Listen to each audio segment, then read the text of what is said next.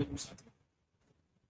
शाहीन बाग भाई इस्लाम हजरत मौलाना कलीम सिद्दीकी साहब की गिरफ्तारी की पुरजोर मजम्मत करता है और साथ ही मौलाना के साथ मुकम्मल तौर पर हिमायत का ऐलान भी करता है। किसी भी आलिम दीन के खिलाफ हो रही ज़्यादती और किसी भी कीमत पर बर्दाश्त नहीं किया जाएगा। यूपी सरकार अक़लियतों के खिलाफ हो रहे जुल्म ज़्यादती को जल्द से जल्द बंद करे, वरना शाहीन बाग इन ज़्यादतियों का जवाब आइन के दायरे में रहकर देने का हुनर जानता है। शाहीन बाग की अपील है तमाम आइन पर यकीन रखने वाले आवाम से, तमाम अमन पसंद आवाम से कि अपनी जमहूरियत को बचाने के लिए एकजुट होकर मौलाना के लिए आवाज़ उठाएं। आज मौलाना की बारी थी, कल आपकी हो सकती है। इस फासीवादी सरकार के खिलाफ आज लब नहीं खोलेंगे तो कल कुछ बोल नहीं पाएंगे।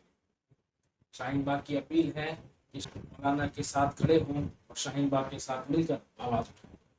जय हिंद।